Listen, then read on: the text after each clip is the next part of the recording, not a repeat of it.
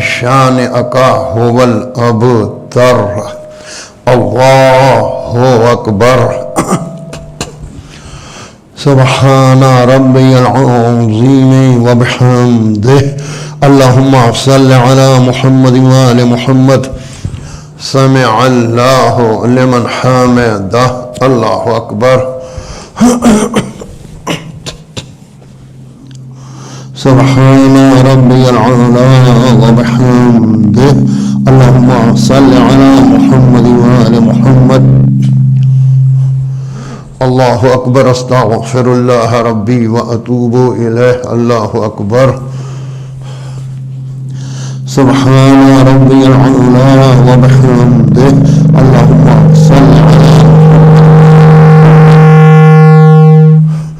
اللہ اکبر بحول اللہ وقوتہ اقوم واقعد بسم اللہ الرحمن الرحیم الحمد للہ رب العالمین الرحمن الرحیم مالک یوم الدین ایاک نعبد و ایاک نستعین اہدنا الصراط المستقیم صراط الذین انعمت علیہم غیر المغضوب علیہم ولا الضالین بسم اللہ الرحمن الرحیم قل هو اللہ احد اللہ الصمد لم یلد ولم یولد ولم یکن له کفوا احد کذالک اللہ ربی کذالک اللہ ربی کذالک اللہ ربی اللہ اکبر اللہم صل علی محمد وآل محمد ربنا اغفر لی ولوالدی وللمؤمنین یوم یقوم الحساب رب ارحمہما کما ربیانی صغیرا ربنا آتنا فی الدنیا حسنة وفی الآخرة حسنة وقنا عذاب النار اللہ اکبر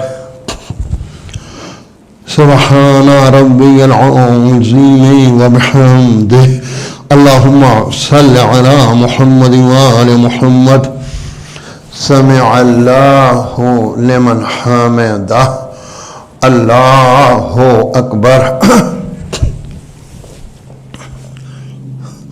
سبحان ربی العلی وبحمدہ اللہم صل علی محمد وآل محمد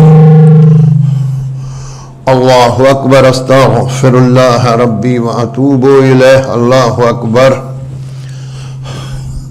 سبحان ربی العلی وبحمدہ اللہم صل علی محمد وآل محمد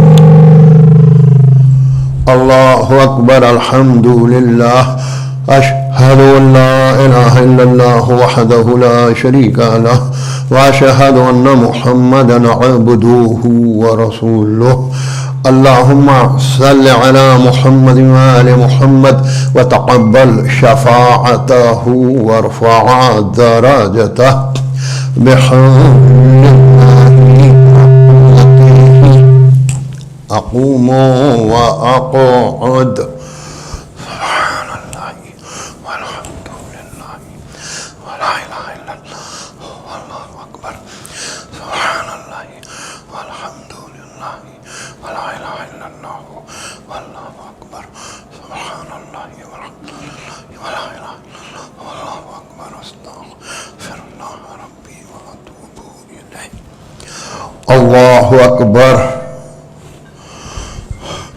سبحان ربی العظیم وبحمدہ اللہم صل علی محمد وآل محمد سمع اللہ لمن حمدہ اللہ اکبر سبحان ربی العلی وبحمدہ اللہم صل علی محمد وآل محمد اللہ اکبر استغفر اللہ ربی واتوب الیہ اللہ اکبر سبحان ربی العلی وبحمدہ اللہم صل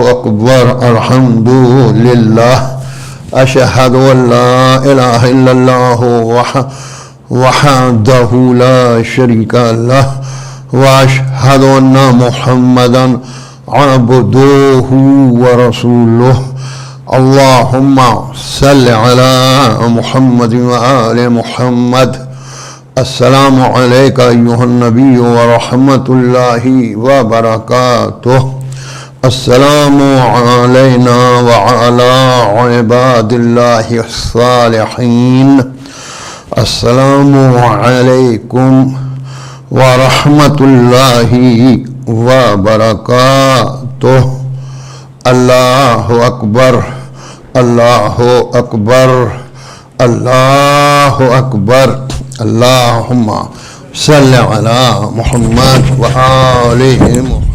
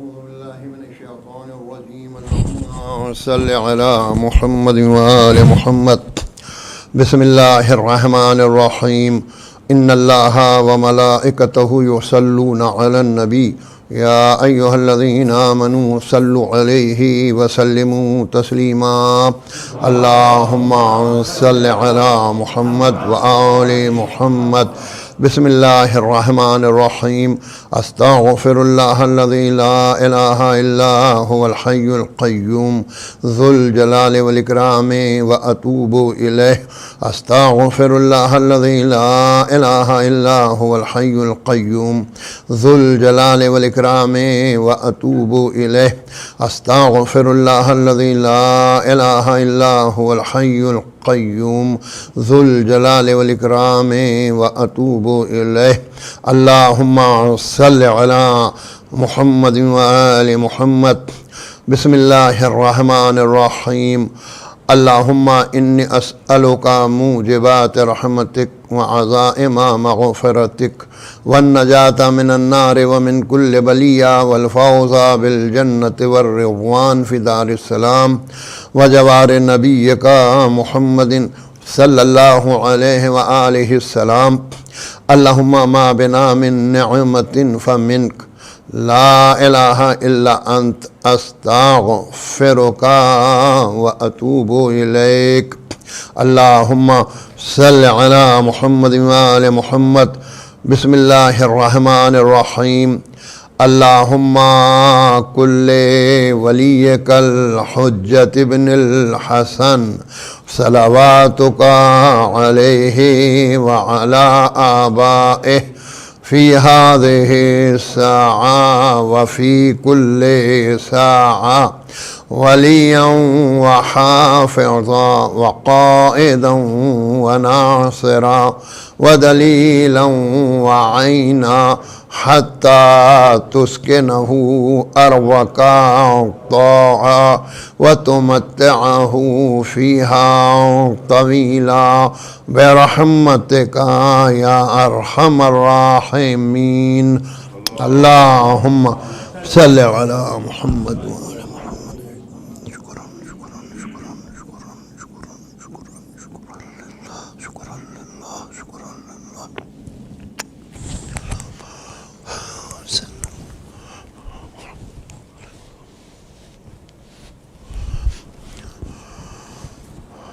سبحان الله والحمد لله ولا إله إلا الله والله أكبر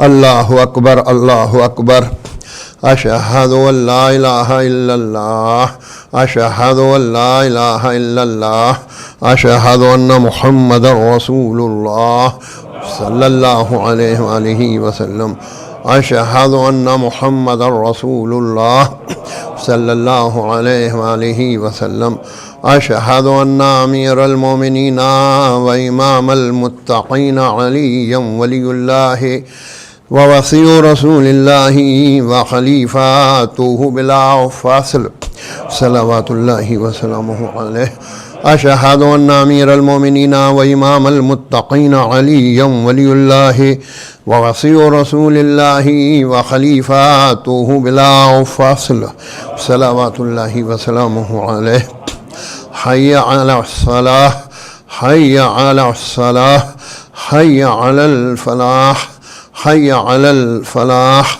حي على خير العمل حي على خير العمل قد قامت الصلاة قد قامت الصلاة الله أكبر الله أكبر لا إله إلا الله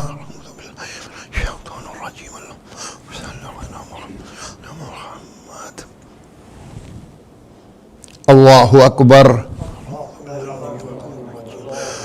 بسم الله الرحمن الرحيم الحمد لله رب العالمين الرحمن الرحيم مالك يوم الدين إياك نعبد وإياك نستعين اهدنا الصراط المستقيم صراط الذين أنعمت عليهم غير المغضوب عليهم ولا الضالين بسم الله الرحمن الرحيم إنا أعطيناك الكوثر فصل لربك وانحر إن شانئك هو الأبتر الله أكبر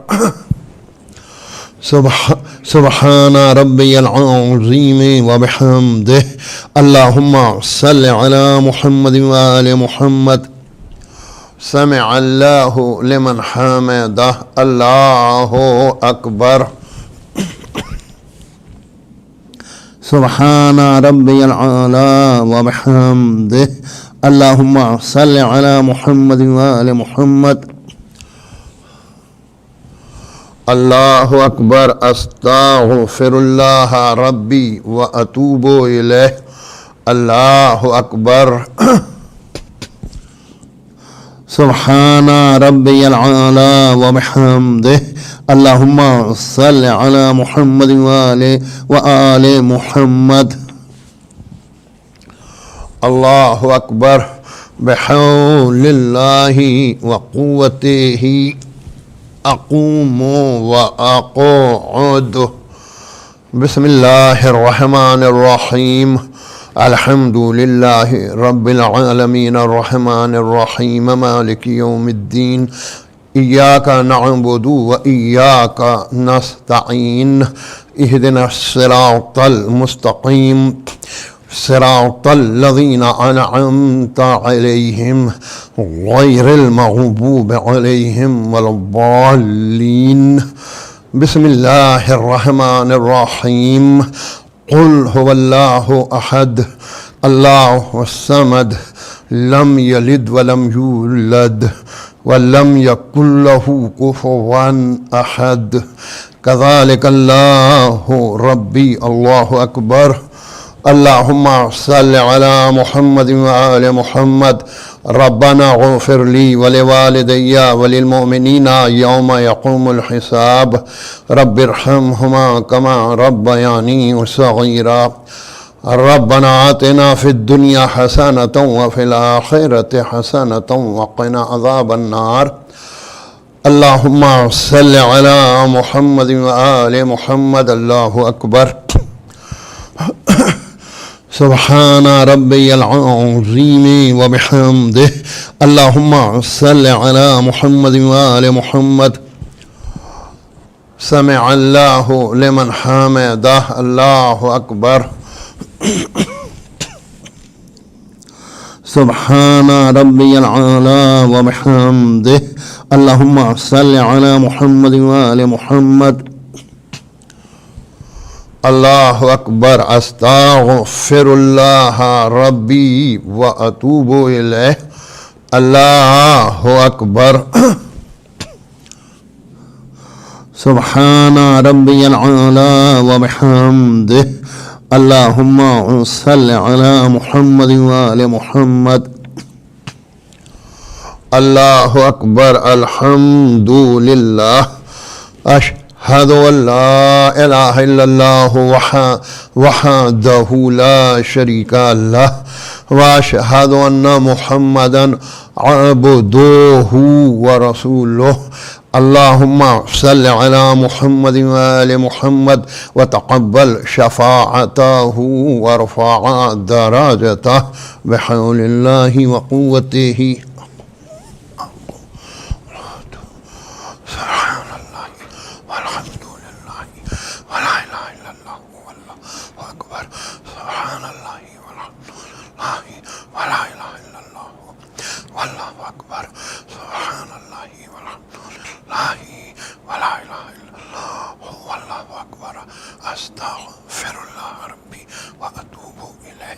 الله أكبر سبحان ربي العظيم وبحمده اللهم صل على محمد وآل محمد سمع الله لمن حمده الله أكبر سبحان ربي العلى وبحمده اللهم صل على محمد وآل محمد الله أكبر استغفر الله ربي وأتوب إليه الله أكبر سبحان ربي العالى وبحمده اللهم صل على محمد وآل محمد. الله أكبر بحول الله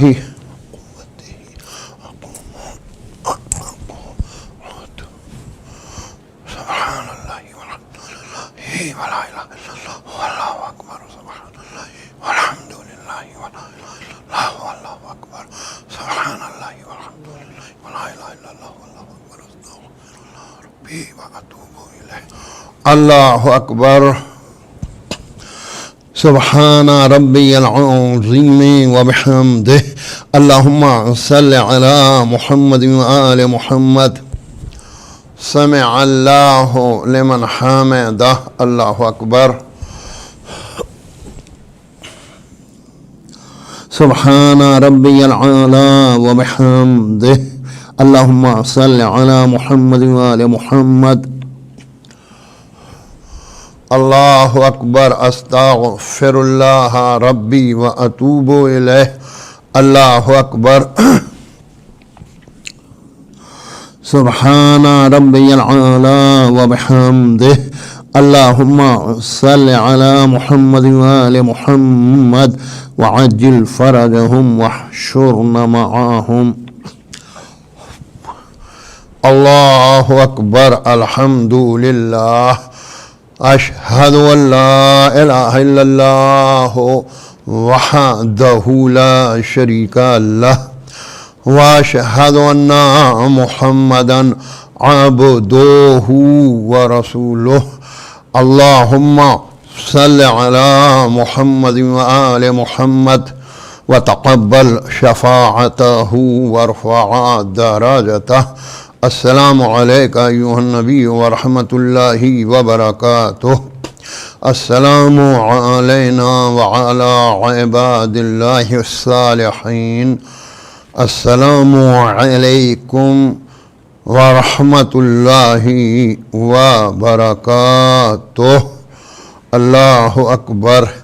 الله أكبر. الله أكبر. اللهم صل على محمد وآل محمد. الله أكبر. بسم الله الرحمن الرحيم. الحمد لله رب العالمين الرحمن الرحيم مالك يوم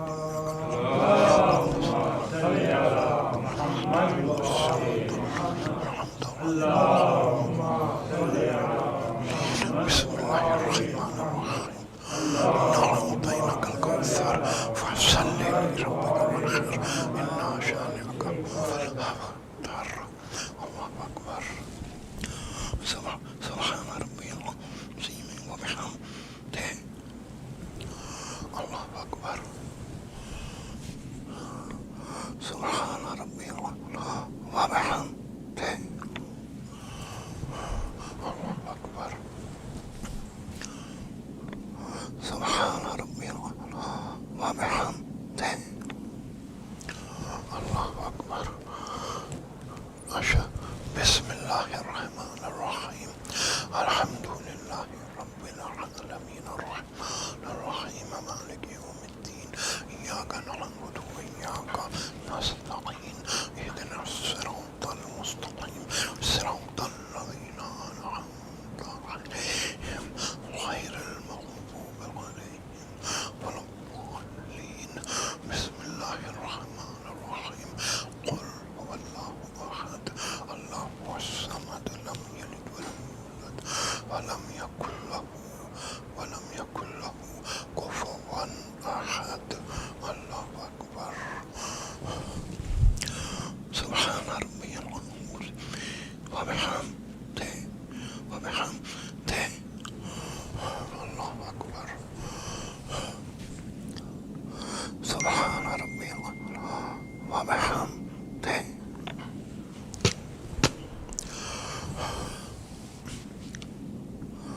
سبحان ربي وبحمده. أشهد أن لا إله إلا الله وحده لا شريك له وأشهد أن محمدا عبده ورسوله. اللهم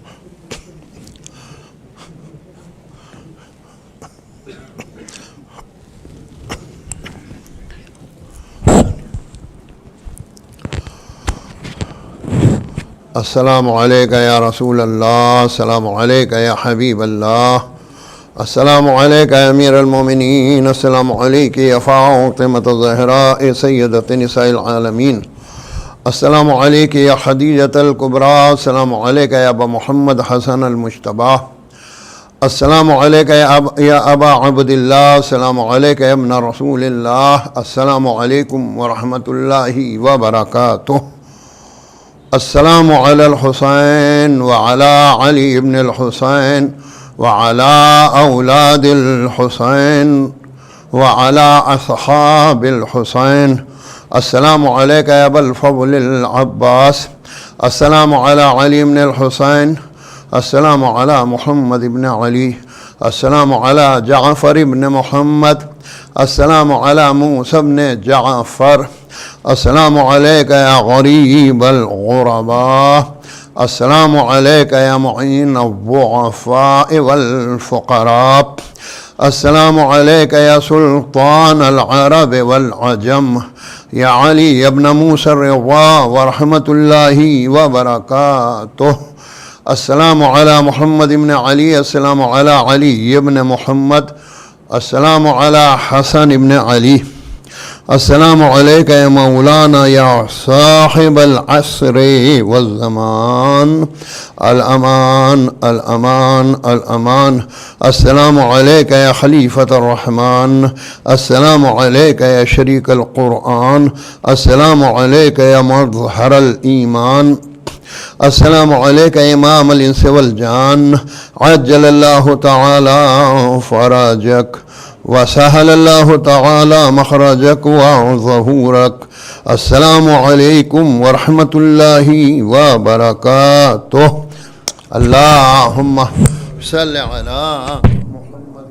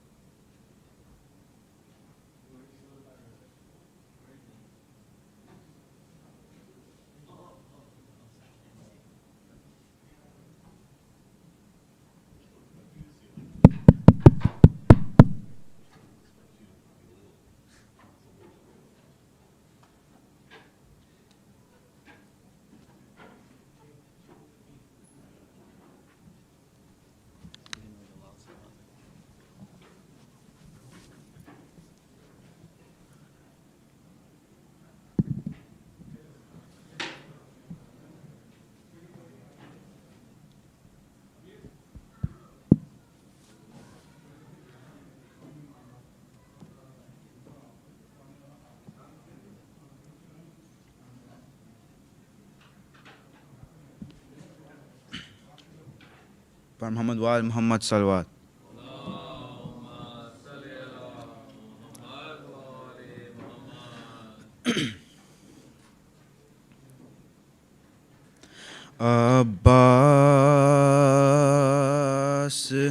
تیرا حق ہے زمانہ تجھے روئے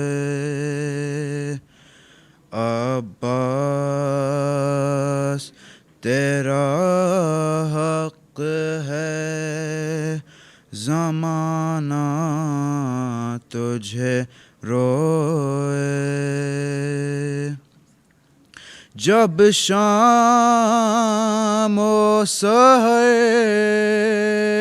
فاطمہ زہرا تجھے روئے عباس تیرا حق ہے زمانہ تجھے روئے در لیے یہ پہرے پہ ستمگار کھڑا ہے در لیے یہ پہرے پہ ستمگار کھڑا ہے کیسے تیرے لاشے پہ سکینہ تجھے روئے عباس تیرا حق ہے زمانہ تجھے روئے جس وقت اٹھایا نہ گیا لاشا جواں کا جس وقت اٹھایا نہ گیا لاشا جواں کا شہ اس گھڑی اکبر سے زیادہ تجھے روئے عباس تیرا حق ہے زمانہ تجھے روئے زینب نے کہا شام غریبہ میں غازی زینب نے کہا شام غریبہ میں غازی بے پردہ مجھے دیکھ کے بابا تجھے روئے عباس تیرا حق ہے زمانہ تجھے روئے بن ہاتھ کے کس طرح تو گھوڑے سے گھرا تھا بن ہاتھ کے کس طرح تو گھوڑے سے گھرا تھا یہ سن کے بہت اہل مدینہ تجھے روئے عباس تیرا حق ہے زمانہ تجھے روئے مشکیزہ کہیں جس میں کہیں ہاتھ کہیں ہے مشکیزہ، کہیں جسم میں کہیں ہاتھ کہیں ہے، جا جا کے کہاں فاطمہ زہرا تجھے روئے، عباس تیرا حق ہے، زمانہ تجھے روئے،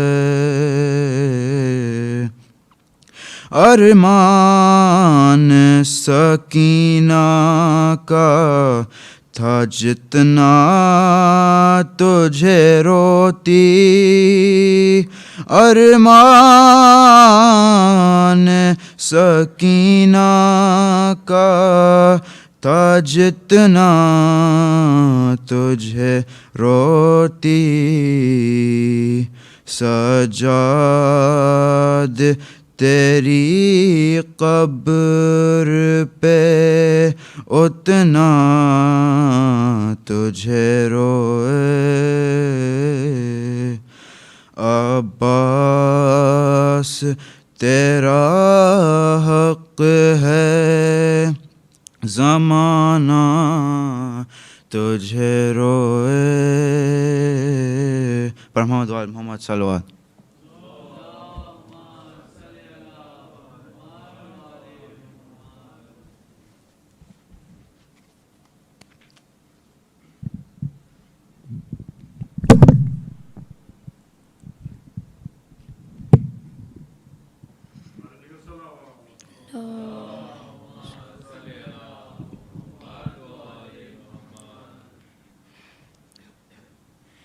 کہتی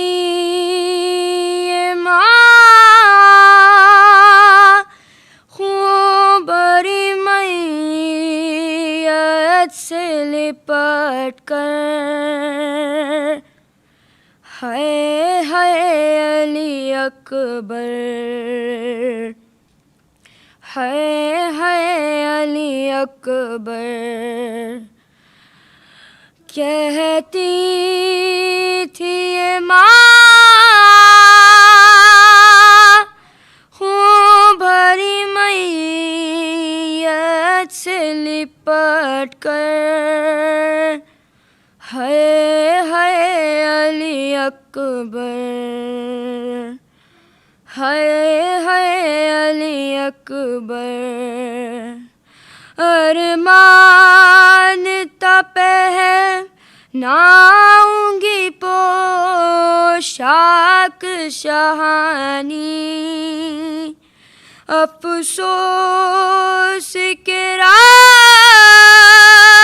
آئی نہ تجھ کو یہ جوانی، کیسا تھا مقدر، ہے علی اکبر، 18 برس پال کے پروان چڑھایا، اور گیسوں والا میرا خون میں نہایا، قربان ہو مادر، ہے علی اکبر، اتنا تو ذرا ٹھہرو تمہیں دولہا بنا لوں، بس ایک جھلک سیر کی سغرا کو دکھا لوں، بے چین تھی خواہر، ہے علی اکبر، ارمان تھا پہ ہے ناؤں گی پوشاک شہانی، افسوس کے راس آئی نہ تجھ کو یہ جوانی، اب کیسا تھا مقدر، ہے علی اکبر، ہے علی اکبر، 18 برس پال کے پروان چڑھایا، اور گیسوں والا ہے میرا خون میں نہایا، قربان ہو مادر، ہے علی اکبر۔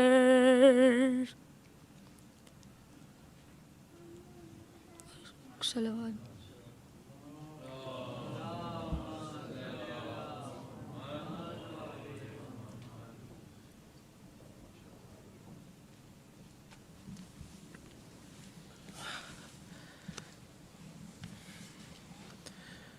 صلوات۔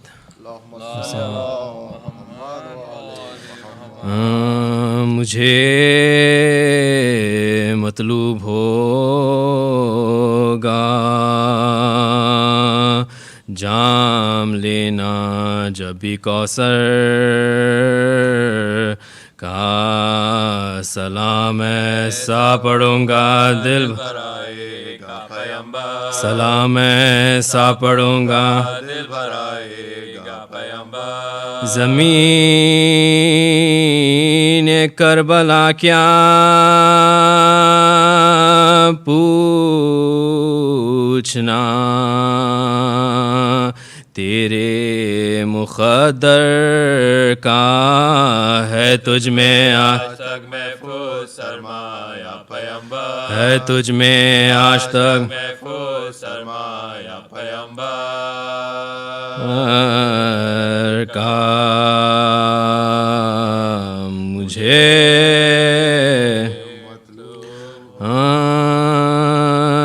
رن میں جب شے کی طرف سے ہورے دیدار آیا، کس بشاہت سے اڑتا ہوا رہوار آیا، گل ہوا سید مظلوم کا غم خار آیا، جان سارے خلق حیدر قرار آیا، جان سارے خلق حیدر قرار آیا، تتخا نور سرارا نظر آتا ہے، جلوہ قدرت اللہ نظر آتا ہے، جلوہ قدرت اللہ نظر آتا ہے، یہ سکن سن کے پکارا پسر سا شہید، ہاں طرف دار شاہدین پہ چلے نیز و تیر لے کے حربوں کو، بڑا فوج کا انبو کثیر، فاتحہ پڑھ کے جوان مرد نے کھینچی شمشیر، فاتحہ پڑھ کے جوان مرد نے کھینچی شمشیر، اور کا منہ سرخ ہوا فوج، چہ ستم زرد ہوئی، شعلہ تیغ سے بجلی کی چمک گرد ہوئی، شعلہ تیغ سے بجلی کی چمک گرد ہوئی، بڑھ کے فرماتے تھے عباس عزت و جان،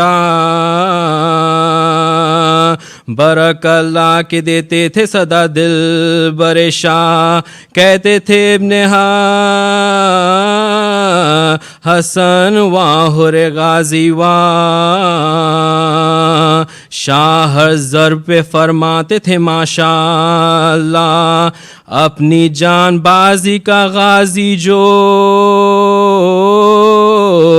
صلہ پاتا تھا مسکراتا ہوا تسلیم کو جھک جاتا تھا مسکراتا ہوا تسلیم کو جھک جاتا تھا ہے جھکنے میں لعینوں نے جو فرصت پائی سامنا چھوڑ کے 100 فوج عقیب سے آئی لے کے خون ریز ادھر اور ادھر تنہائی بھاگ گھوڑے کی پھراتے تھے کہ پرچھی کھائی آ گیا موت کے پنجے میں نہ کچھ دیر لگی فرق پر گرز لگا گوش پہ شمشیر لگی فخر پر گرز لگا گوش پہ شمشیر لگی سینہ گربال ہوا تیر چلے آدھا کے رکھ دیا شیر نے خربوز پر سر نوڑا کے علی اکبر نے یہ حضرت سے کہا چلا کے گر ہو ارشاد تو مہمان کو بچا لوں جا کے خدمت حضرت زہراؤ علی گرتا ہے خاک پر اب خاک پر اب وہ سید ازلی گرتا ہے خاک پر اب وہ سید ازلی گرتا ہے شاہ رونے لگے یہ سنتے ہی مہمان کی خبر ہو گئی آنسوں سے ریش مبارک سب تر اکبر سے کہا کہ تم ابھی ٹھہرو دلبر حر کی امداد کو ہم جائیں گے اے نور نظر کس اس وقت کہوں میں جو خلق مجھ پر ہے لاش اٹھاؤں گا کہ مہمان کا حق مجھ پر ہے لاش اٹھاؤں گا کہ مہمان کا حق مجھ پر ہے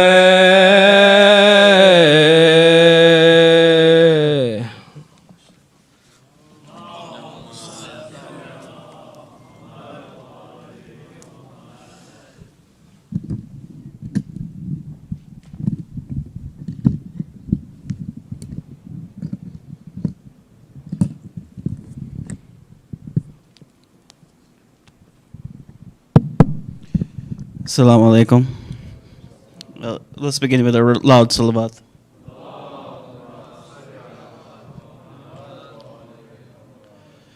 So, brothers and sisters, tonight is third Muharram. Tonight is the 4th lecture of Sayyid Ali Abbas Razawi, the topic being returned to the origin.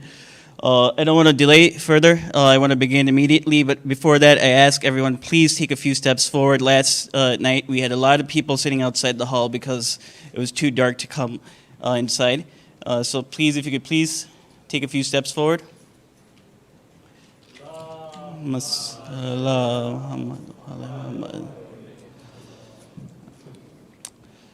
Once again, every night, the Majlis will start at 8:15. And I ask everyone to please wear your mask at all times. And one last announcement is anyone who would like a free COVID test, it is outside. For every COVID test that is done, a donation will go to IEC, inshallah. And with that, I'd like to begin and request a loud salawat and ask the Molana to begin reciting the Majlis.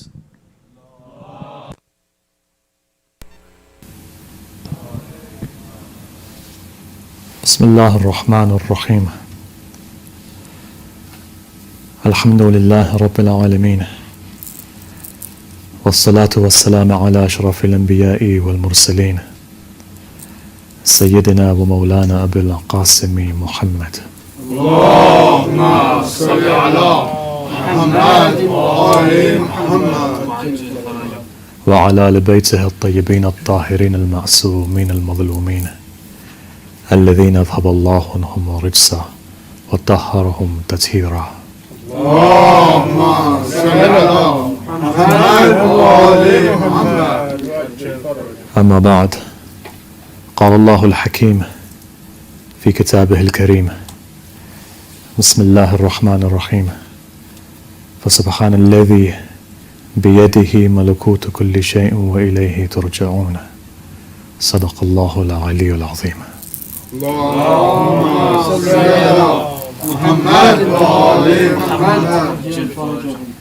A series of discussions have gone into its third night. It's sad that these nights are slowly going. Already what seems to have started is now 3 nights in. This is the haqiq of life. Life is such that it leaves us, slowly but surely. When you're younger, a day seems very long. As you grow older, you find time begins to go like quicksand. If you look at Nabi Nuh alayhi salam, similarly to Nabi Ibrahim, when the angel came to him and said, "It's time for you to go," having lived over 1,000 years, when he asked how life was, he said it's like moving from one place into a shade. Your entire life is like that. It's transient. It's going. And eventually a time is going to come. You've seen already in the last year or 2 years how many people have died, how many people have left us. Perhaps it may not be the case too much in North America or Scotland, but at least in England, in London, I remember a time where there were 4 janazas a day which were coming in. Those people who were given ghusl were tired. They were crying. They couldn't take it. There's certain centres in London today that there's only 1 elder left. The entire back row is gone. That tells you how transient life is. This is life.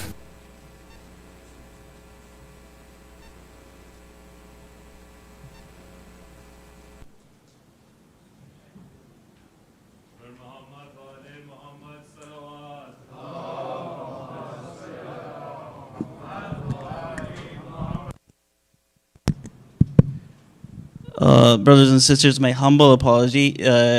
Accidentally, last night's Majlis was played, so we're just correcting that, and the Majlis will begin shortly.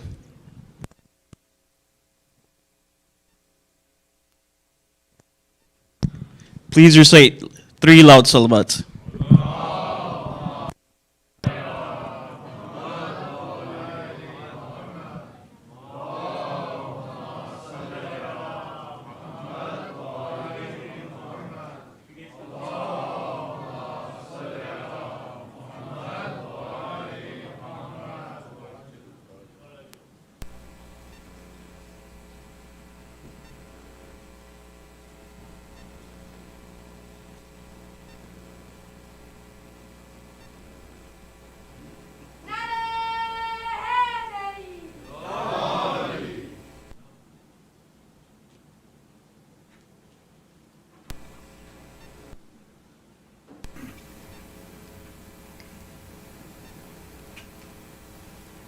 بسم الله الرحمن الرحيم. الحمد لله رب العالمين، والصلاة والسلام على أشرف الأنبياء والمرسلين سيدنا ومولانا أبي القاسم محمد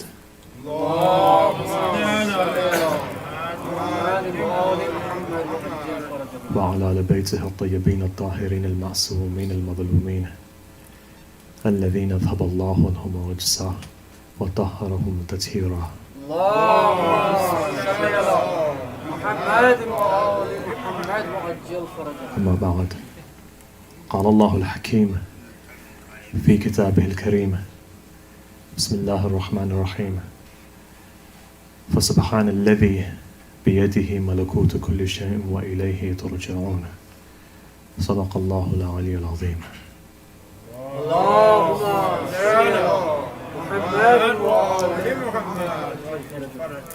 Our series of discussions have gone into its 4th night. As these nights begin to leave us, build inside of yourself a connection that illuminates the heart. The purpose of these 10 nights are that there are 10 sections of Iman, belief. And as each day begins to go, your heart should be inclining towards the wilayah of the Prophet and his family.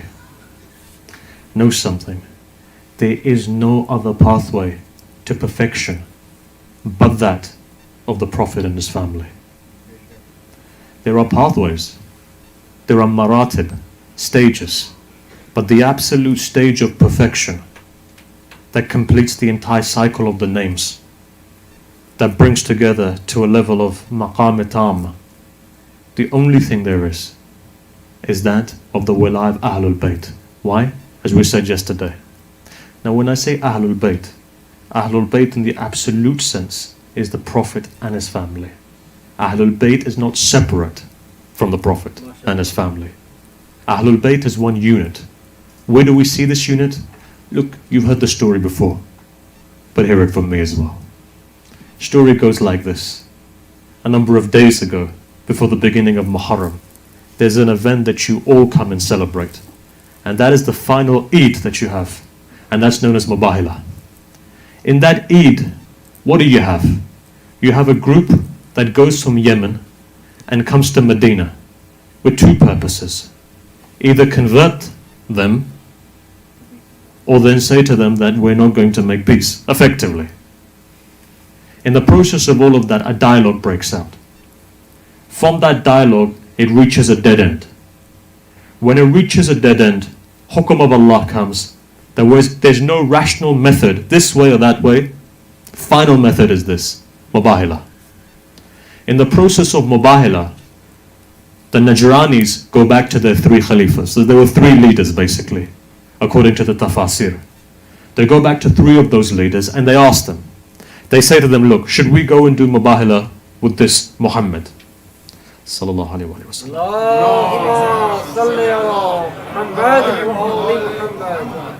Up to that, you know.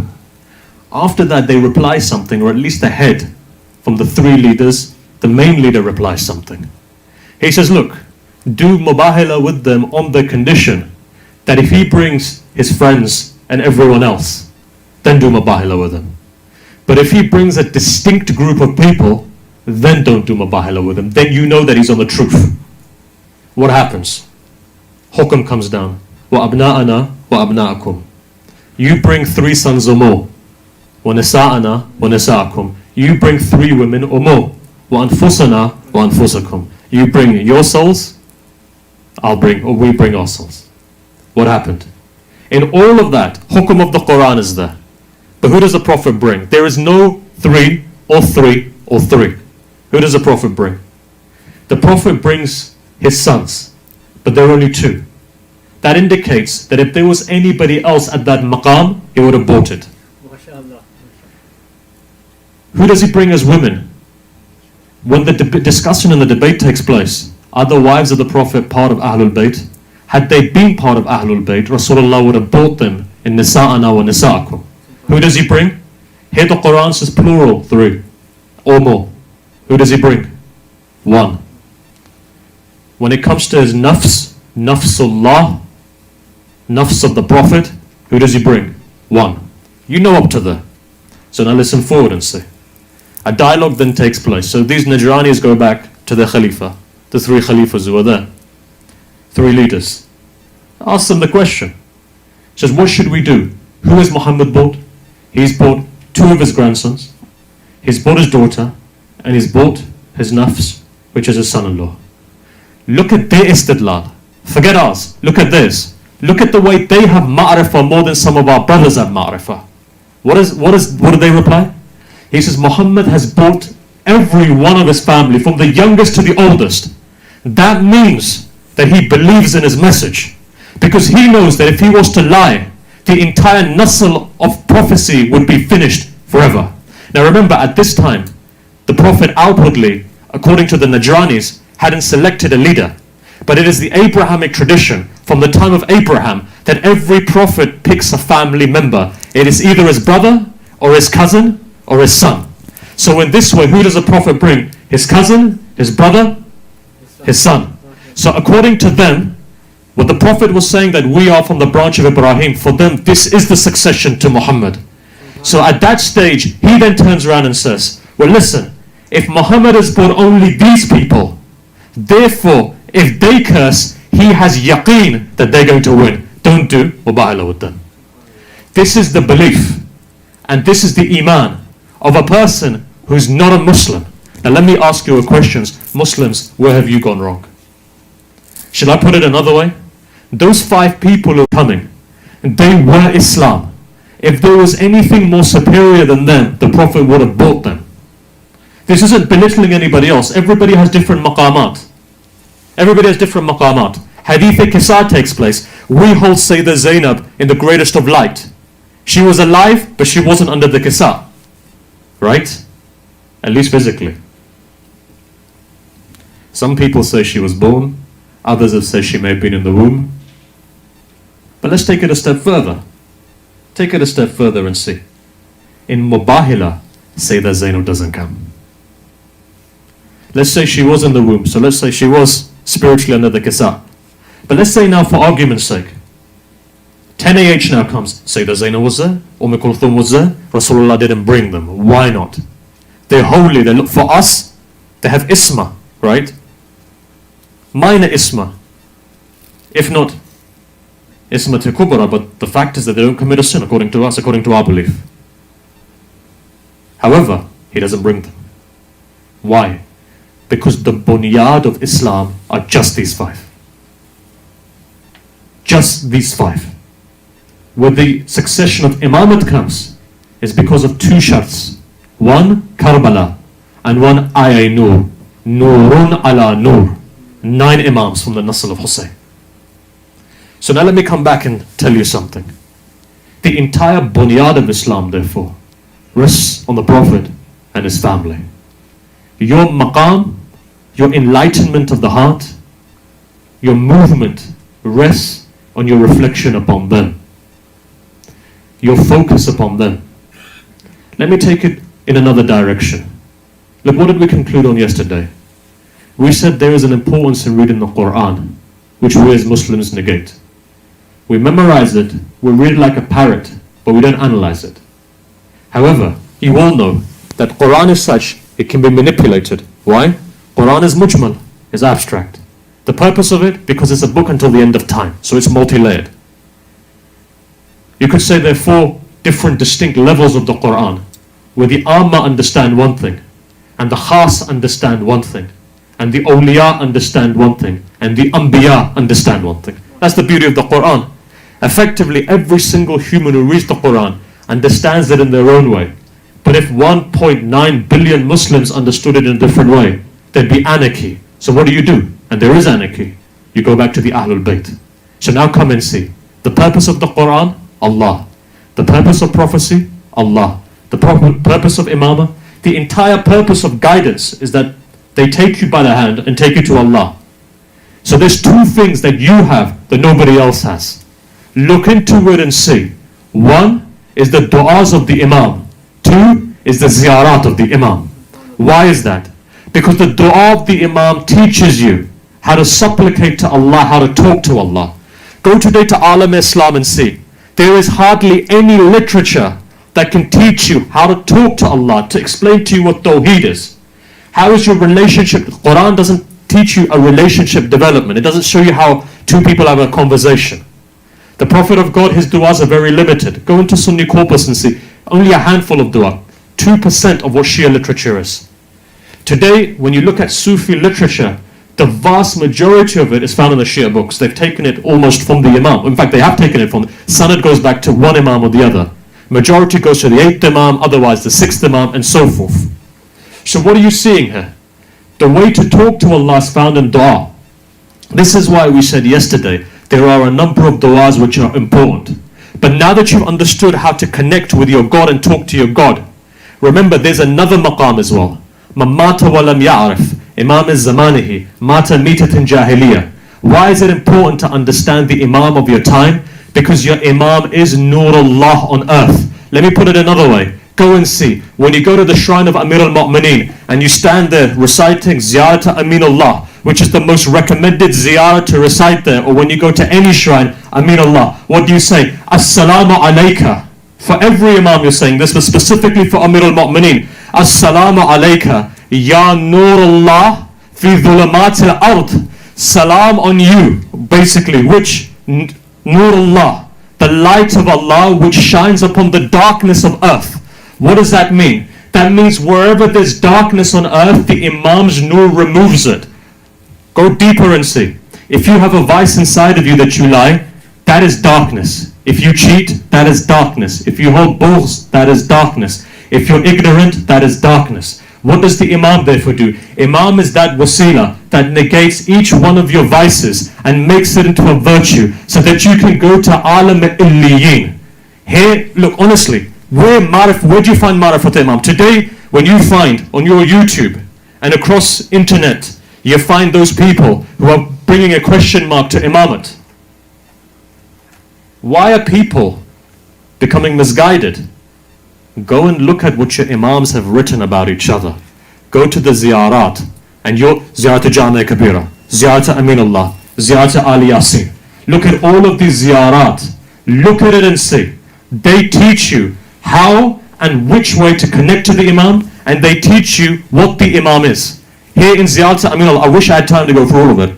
One single line I've said to you, profound line. Assalamu alayka, peace be on you. Salam be on you. Nurullah, nur of God, light of God. Fi dhulamat al-ard, that shines upon the darkness on earth. On alam al-madda. Right? Who is that Imam therefore? That Imam therefore is that nur that Allah says, Ayatul Kursi is one of the most powerful verses in the Quran. If a person knew the a'mal of Ayatul Kursi, you could do anything with it. I myself am a witness, maybe one or two of you who are in front of me are witness to the fact. If you remember a young man in London, everything had passed. So they asked, what should we recite? It was Ayatul Kursi that the father recited a number of times, I won't say the number, that revived him from what the doctor said was an end case. What is this? Power of Ayatul Kursi. In that, what happens? What does it say? Who is Allah? Min al-dhulumat ila nur. Allah takes a person from dhulumat to nur. But what is the wasila that Allah uses? Because remember, Allah is absolute. Absolute doesn't come down, He uses a medium. That medium is the nur of Ahlul Bayt. Muhammadan al-Muhammad. This is why that nur was found in Adam. And that nur was found in Nuh. And that nur was found in all of the prophets. Go and see Basair. What does it say? When that nur was on the forehead of Adam, the angels wouldn't come towards him. Out of respect, they stood behind him. Adam said to Allah, Allah, why don't the angels come forward? He says, ihtiram for the light. He says, Allah, can you help them to come forward? Allah removed the light from his hand, from here to his hand, and moved it in front of him. Angels came and aligned with him at that stage. Angels would not move after the entire instant of the sajda, and after they came to know the names. And then after Adam was complete, وَتَمَّتْ كَلِمَةُ رَبِّكَ صِدْقًا وَعَدْلًا. From that day onwards, you look at the angels, when the haqiqah came to them, they don't argue after that. They know what Ahlul Bayt is.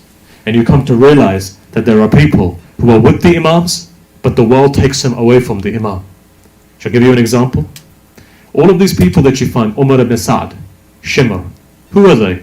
Effectively, and at one stage, they were with Amir al-Mu'mineen in Jamal, in Siffin and otherwise. They knew the maqam of the Imam. They knew the karamat of the Imam. They knew their mukarram, what takes them away? Dunya. Look inside of yourself and see. If today you were in Karbala, honestly speaking, would you be able to give your life for Imam Hussein? Or is it the fact that on a daily basis, you actually remember Imam Hussein? Or today when Imam Hussein is saying Hal min Nasir, does that actually move your heart? If I said to you, Imam Hussein 1400 years ago said, Hal min Nasir yansurana, does that make any sense to you? You know why it doesn't make any sense to you? Because of the world. The world has rumbled your heart in such a way and built so much stains that you could be sitting in a majlis, but you're unable to connect. But you have a child who's sitting there and tears are flowing in the eyes of that child because of the tahara of the qalb of that child, because of the fact that it's not tarnished. You see that child can reach a maqam that even an adult can't reach. And you know why that is? Because the heart is pure. So the most important thing is this: How do we purify that heart so that we can connect to the light of Allah? What does Sayyidah Zainab say in the court of Yazid? What does she say to Yazid? You will not extinguish the light of Allah. Why? Because the entire light of Allah was on the shoulders of Zainab. Why was that? Because Imam Hussein said, you're the custodian of this light. And then what happened? She protected this light to make sure Nasl-e-Imamat continues. Today, if that light is on the forehead of the 12th Imam and within the wujud of the 12th Imam, it would not have taken place had it not been for the entrusting of this trust to Sayyidah Zainab. This is the beauty. We don't understand these women of Ahlul Bayt. Honestly, we don't. Do you know who Fatima is, alayhi salam? We don't know who she is. We don't know who she is. This is why the 6th Imam says, to have dark of Fatima is to understand Laylatul Qadr. Why Laylatul Qadr? Because Laylatul Qadr signifies not just the Qadr of Allah, but Qadr from Miqdar, approximation of all of reality. What does Zahra contain? Zahra in a wujud contains Amrullah, Mashiat of Allah. And that is something that's not easy to digest. Why? Because that Mashiach is a part of the Prophet. And the Prophet of God himself says, Fatimatu bad'atun minni. That part of her wujud. What is Fatima? Ruh of the Prophet. Ruh allati bayna jambayn. What is Ruh? Min amr Rabbi. What is Ruh? Therefore the batin of Nabuwa is Fatima. The batin of Imamat is Fatima. The batin of Wilaya is Fatima. Now let me take you to a verse of the Quran. Understand these things. Understand these things. A person comes running to the 10th Imam. The 10th Imam is in jail in Samarra. Comes to the Imam. He's in jail. Salam on the companions of the Imams, that they ask questions which are still relevant 1400 years later. Otherwise, if they asked only for that time and space, we wouldn't have what we have today. Why? Ahl Ma'rifah. Not all of the companions are Ahl Ma'rifah, but some of them are. This person comes to the Imam, he says, Mawla, in Surah Tawbah, there's a particular verse in Surah Tawbah, which talks about the fact that Allah has created these 12 months, of which 4 of them are holy. And then he continues and he says, ذَلِكَ الدِّينُ الْقَيِّمُ. He says, what does that mean? Imam looks up and he says, those 12 months are us. Those 12 months of guidance are us. You see, what are 12 months symbolic of? 12 months represent a cycle of guidance, life itself. If you fall short with the wilaya of any of these Imams, your year and your month is not complete. Then another hadith continues and he says, and if we're 12 months, Rasulullah is the year. You cannot get to Rasulullah until you don't get through these 12 months. It is important, therefore, to understand the wilaya of each one of these Imams, for you to truly understand the wilaya of the Prophet, for you to go into completion towards Allah. Now let's come to a tradition of the 6th Imam. I want you to bear this in mind. I want you to focus. Here another tradition says. That tradition is from Jabir. Who is Jabir? One of the companions of the 6th Imam, Sahib al-Sir. Now look, there's a particular tradition that I wish I could go through today, where Jabir explains what Ma'rifah is. He explains what Ma'rifah is, Ata'at of the Imam is. He also explains to the people what the Fadail of the Imam is. All 3 of these things, but look, if we go into it, the entire 1 hour is gone, because it's a deep tradition. I wish I could go into it. But let's go into another tradition. This is that Jabir, who many of the writers of hadith say was a ghali. But we take hadith from him. Because, and again this has been raised by certain individuals. You can't take from, no, ghulu has multiple, ghulu is a political statement. If you wanted to destroy somebody's credibility, you call them a ghali. There are 4 types of ghalis who exist within our hadith literature. Now again, if I had time, I'd go into it. Maybe tomorrow we'll go into it deeper as to what it is. What type of... So who do we take from? There are multiple companions of the Imams who prayed and they fasted. But remember, in those days, if anybody believed in the primacy of the Imam, you would say Ghali. According to Sheikh Saduq, all of you sitting here are Ghali. Why? Because Sheikh Saduq gave la'an to a person who recited Alin Walillah Nadam. So listen, the fact of the matter is this: don't go according to just a term. Look technically and see what type of ghulu they're talking about. Is it inhirafi? Is it aqidati, for example? And look, this isn't the place to raise this. Inshallah, if we have time, I'll go through the entire ilm rajal as to why ulama take from certain people. But all of our ulama historically have taken from Jabir, Muhammad bin Muslim, Zarara, and so forth. There's certain scholars, there's certain companions of the Imams were Sahib Asrar of the Imam. Jabir was one of them. Sahib Tayl Ard and other karamat that he was given. Anyhow, look, coming to the point. Here Jabir comes to the Imam. He says, Mawla, what is this in the Quran when Allah talks about ayyam, the days? That some days may turn and become your enemy. So be vigilant of the days. Imam looks up and says, these days are us. Be very vigilant how you treat us. Be very vigilant how you are. And this is why if you look at hadith, Friday is mansub for the 12th Imam, Saturday for the Prophet, Sunday for Amir al-Mu'mineen, and so forth. Some days have more than one Imam, some days have less than an Imam, less than 2 Imams, 1 Imam, 2 Imams, and so forth, 3 Imams. You find the 7 days are mansub to each and every Imam. This is why when you go into books, what do you find? Ziyarah of every Imam to recite on a particular day. There's a sir behind that, there's a secret. So the Imams are days, and the Imams are months. But all of those months comes to one reality, which is the Haqiqat Muhammadiyah. Now look, we're going into a deep philosophy here. And I don't really want to go too deeper, because I don't want to lose you guys. But what I will do, and if tomorrow you tell me to go deeper, I don't mind going deeper into it.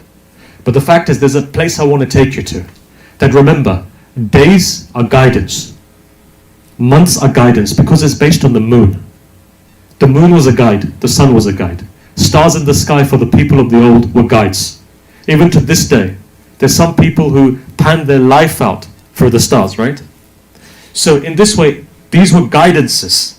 And here the Imam is the absolute sun and the moon. This is why when you look at the Quran, what does Allah use as an example? وَالشَّمْسِ وَضُحَاهَا وَالْقَمَرِ إِذَا تَلَاهَا. Why does he say all of these things? Nisbah of the sun and the moon goes back to who? Amir al-Mu'mineen, Rasulullah.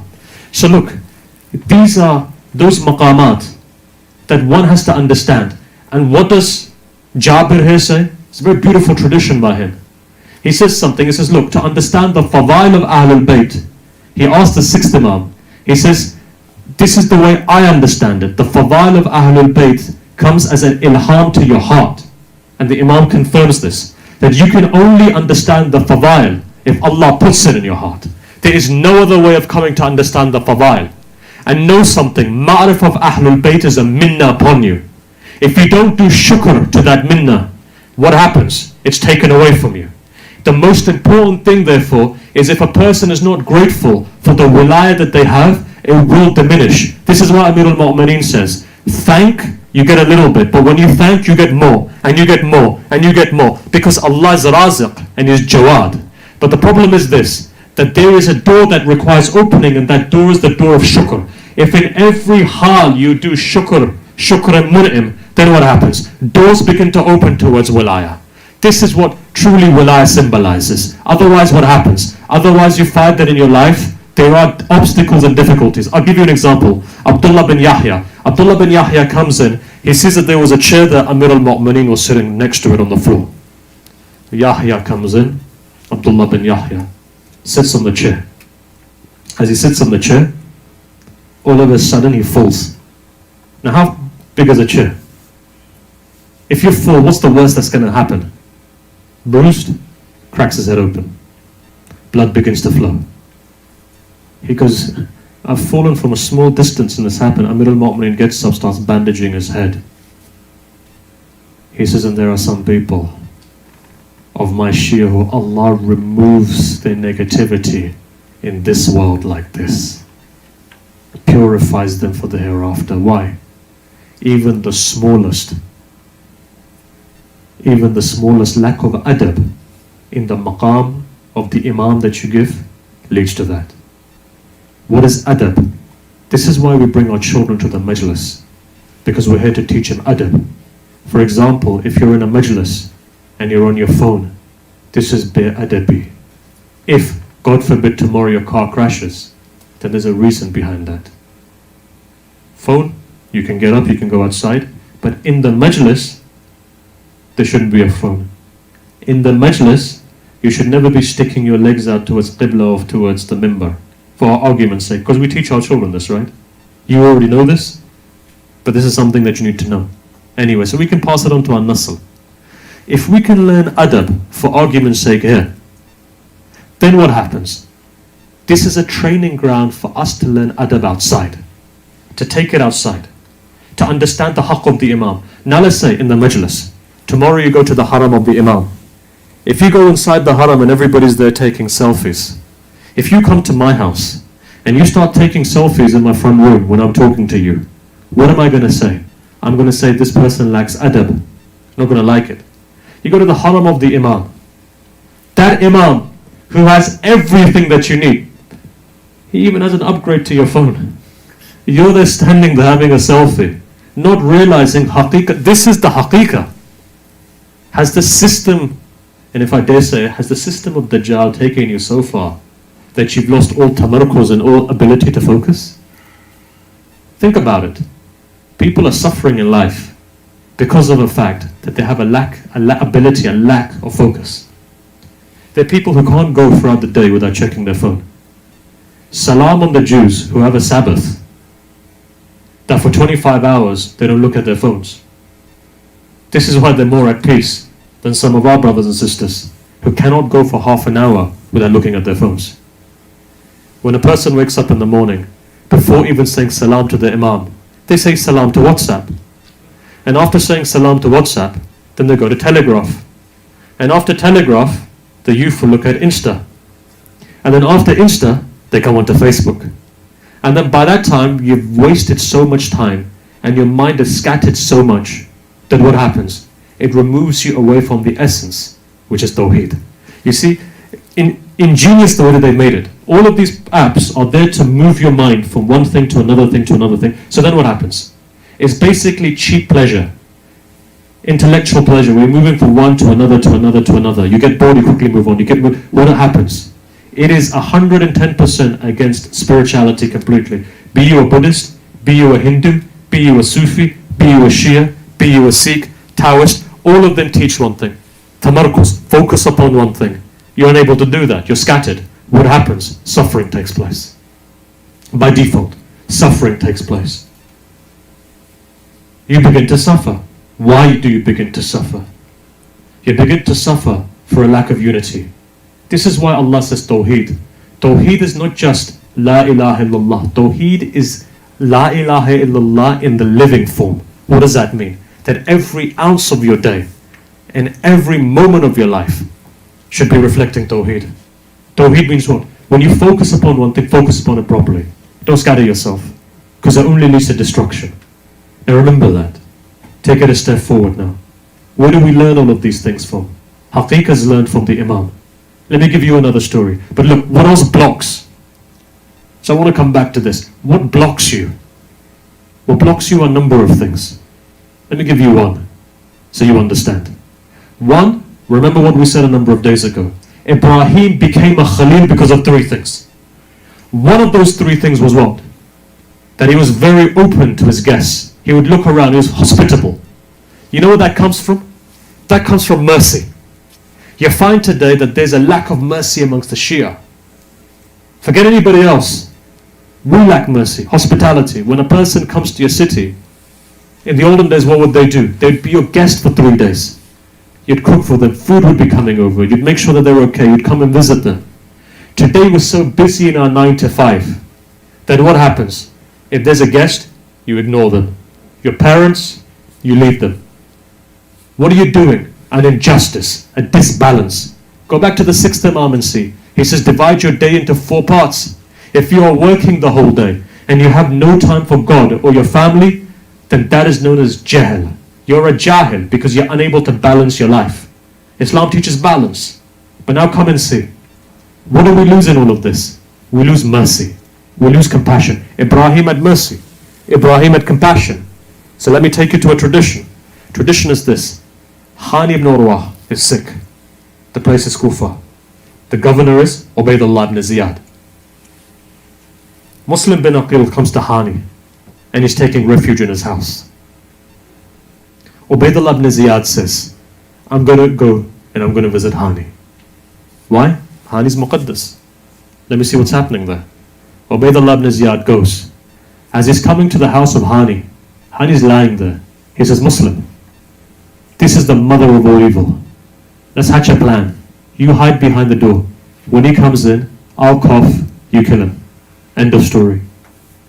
No Karbala, no killing, no nothing. One guy's gone, nothing else will happen. Muslim says, fine. Muslim goes behind the door. He's hiding there. Ubaydullah ibn Ziyad says to all of his men, stand outside. I'm going to go and visit Hani. Ubaydullah ibn Ziyad walks in. Hani ibn Urwah begins to cough. And he begins to cough.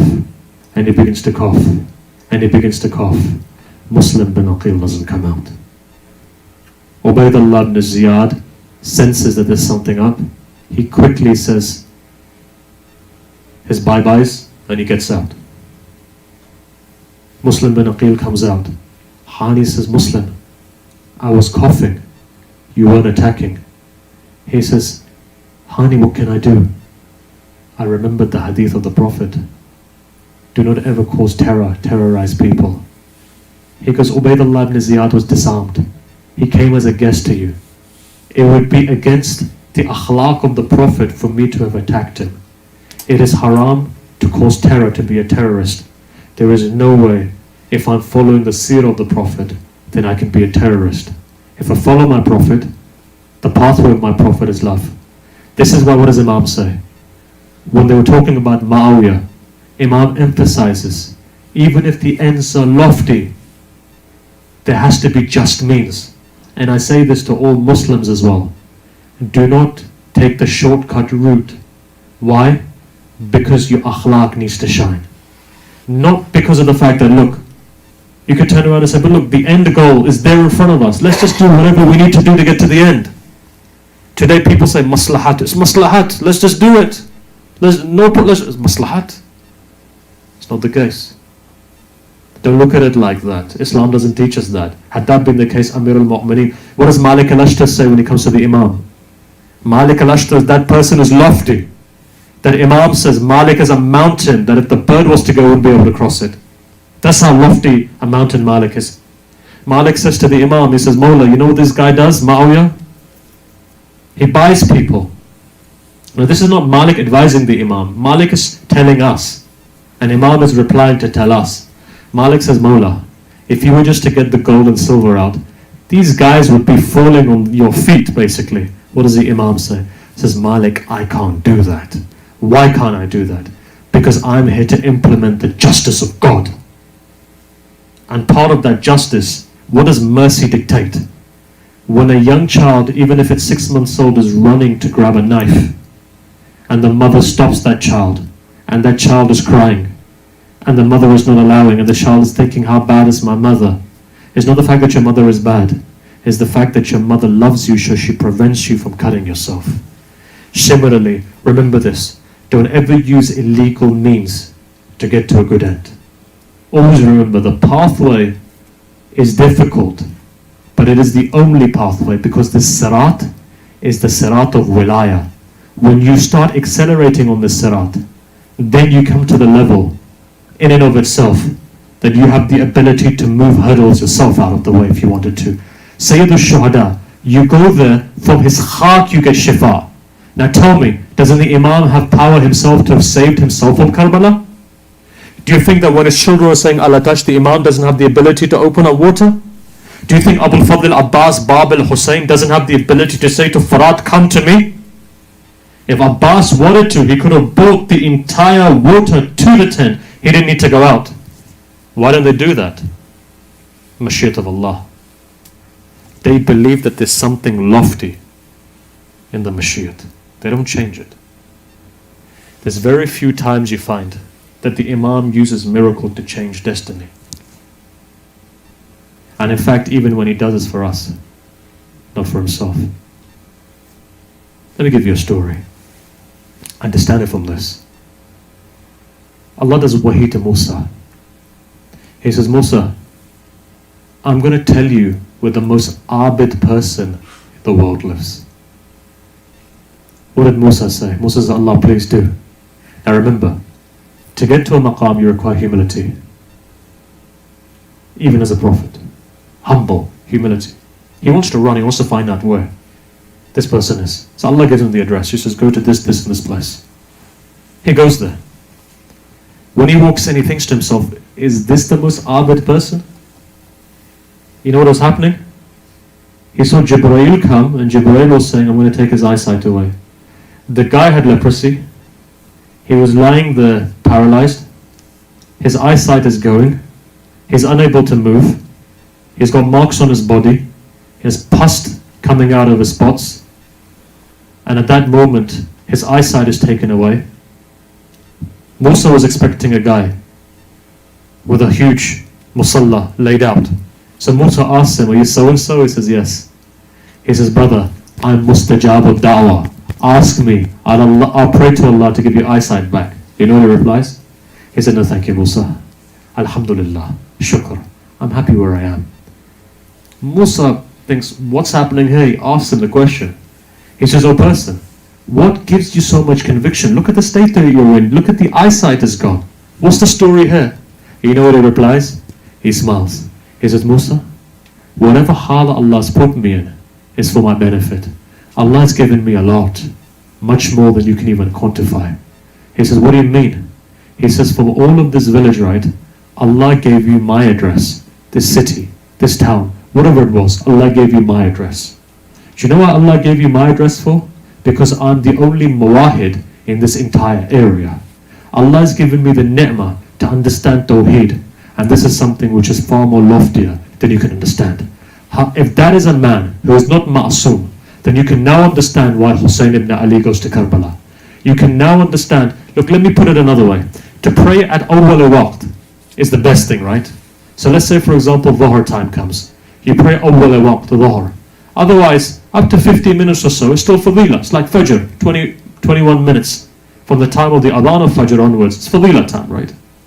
But what happens? The best time to recite is Awwal waqt. So for example, in the first 4 minutes of Dhuhr, the first 3 minutes of, let's say, 3-4, as fast as it takes you to recite a prayer. Awwal waqt, you recite the prayer. The Imam, let's say, if he recited right at the last moment, his prayer would still be accepted. But for the Imam, that's an insult to Allah. So what does the Imam do? He takes the best option. Right? Imam Hussein had an option to go to India. Imam Hussein had an option not to even fight Yazid. Imam Hussein had the option of taqiyya. He didn't do that. What did Imam Hussein do? He went and he gave his life. Because the best thing to do, his awwal waqt salah, was to do, go to Karbala. You see, Imam sometimes takes the most difficult route. Whatever route the Imam takes, Mashiach of Allah bends in that direction. But here, know something. Imam is what? Imam wants to follow the way Allah wants everything to be done. Understand that. What is Ibrahim? Ibrahim is that person who's Shaykh al-Anbiya. Why is he Shaykh al-Anbiya? Why? Shaykh meaning what? Shaykh al-Anbiya meaning he's basically the leader of all of the Anbiya. Why does he have that maqam for? Why does he have that maqam? The final thing about Ibrahim is this. Allah says, go and sacrifice your son. In the process of sacrificing, it gets to a stage where Allah says, stop. Stop. Ibrahim says, but I haven't finished. He says, no, stop. Here you've been ransomed. You're up to here. But Hussein is even further. When that Hussein comes, his eyes won't be tied. When that Hussein comes, he's not just going to sacrifice one son. Actually, he's going to sacrifice 2 sons. Hussein is something that if Ibrahim became Shaykh al-Anbiya, then Hussein's door became Bab al-Hawaj. Who's the door of Hussein? Abbas. We don't even know what Hussein is. If Abbas is like that, imagine what Hussein is like. This is why Sayyid al-Shuhada himself has said, whenever you go to Karbala, remember one thing, for as many times as you come to me, go to my Abbas as well. Imam Hussein likes it when you go. If you go 3 times to Imam Hussein, go 3 times to Abul Fadl Abbas. But you know what? In fact, let me take a step further. Imam Hussein wants you to go to Abbas before you come to him. Why? Because he's Babul Hussein. He's the door. You've got to knock on the door. You've got to take ijazah from the door. No, can I go further? Imam Hussein is so Kareem. His heart ripped when Abbas's right arm fell.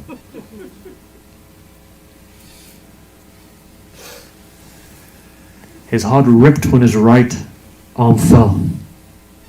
Hussein doesn't hold anyone's favor on his shoulder. He made Abbas Babul Hussein. Go to Abbas first, then come to me. Let Abbas train you. Let Abbas train your heart. Look, I'm telling you secrets, if only you understood. When you go to Abul Fadl Abbas, the most important thing you ask him is to train you. Train your heart to be able to humble yourself in front of Hussein. Why do you think Habib ibn Mubahir, where's he buried? Where's Habib ibn Mubahir buried? Why is he buried there? Why is his ziyarah the same? Assalamu alayka ya Abdus Salih al-Muti'u lillahi wa rasulihi wa al mu'min. Why is that? Training. The purpose of all of these maqamat is that they're training you to come and understand the Mawla. If you're being trained by them, you're not going to take your phone in the haram, believe me. You're not going to be focusing on it, you'll be tunnel visioned. Do you know why you're going to be tunnel visioned? Because you know that your Mawla is there in front of you. And when you go there, people say, well, you know, we're invited. Everybody's invited. Everybody's invited, yes. But not everybody's accepted. There's a difference.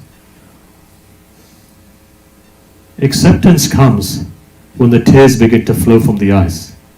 Shall I give you an example? Now that we're on it. Time is limited, but I'm going to give you a quick example. There was a Tajir from Tehran. He went to Mashhad for the day to the ziyarah of the Ihtimam.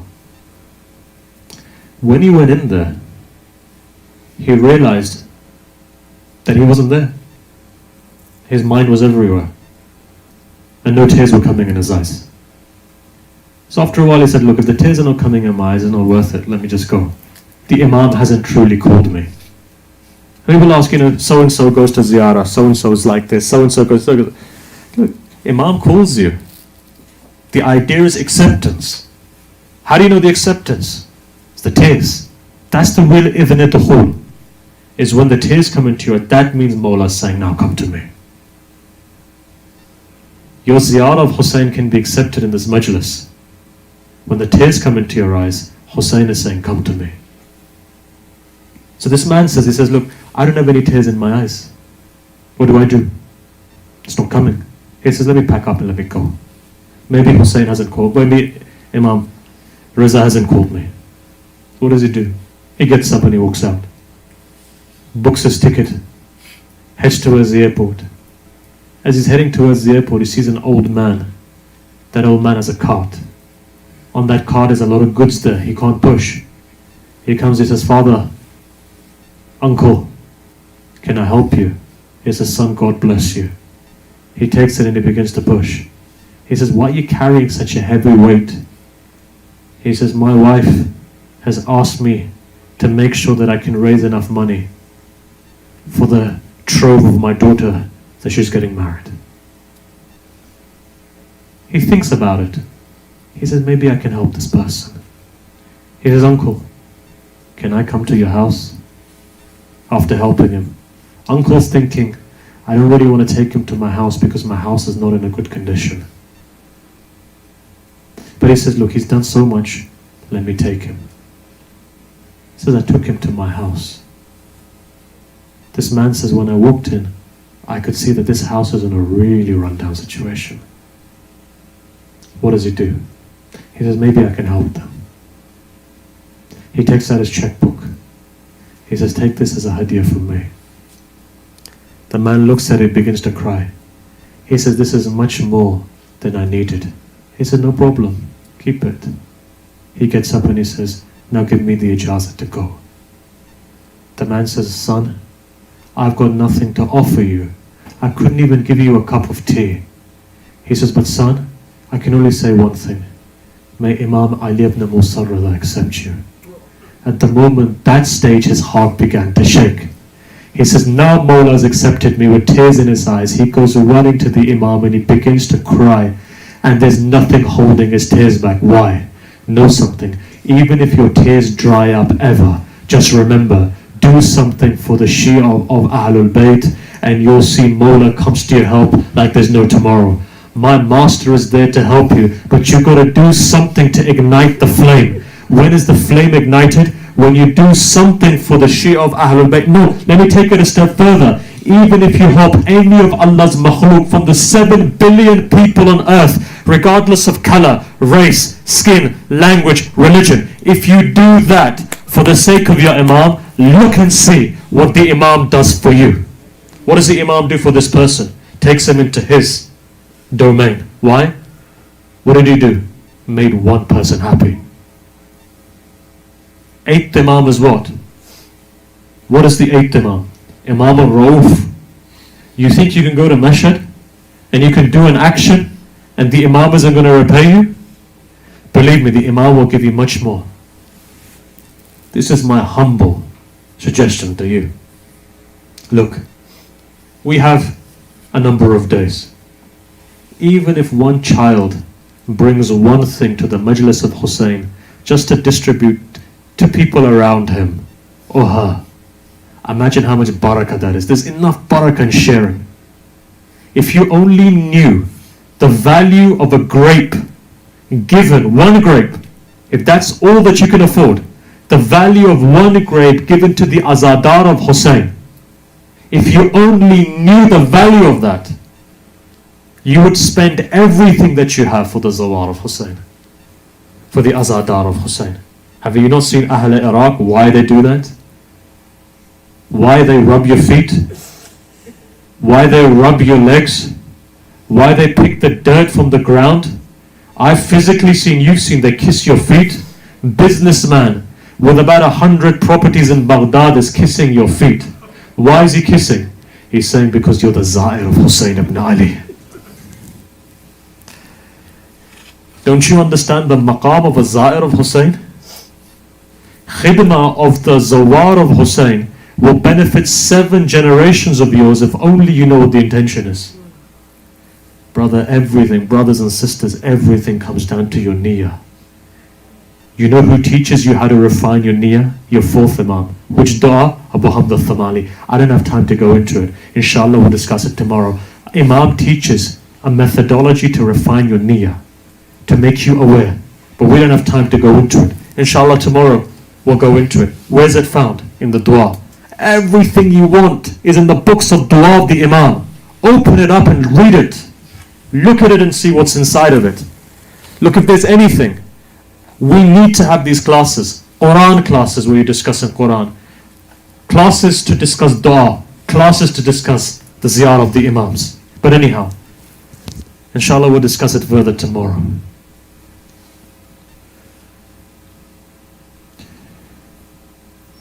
Look, our time has come to an end. There's a lot of material that we discussed today, which was different from yesterday. But it was important to discuss this. Tomorrow we'll revert back again to what we were discussing yesterday. Discuss it tomorrow.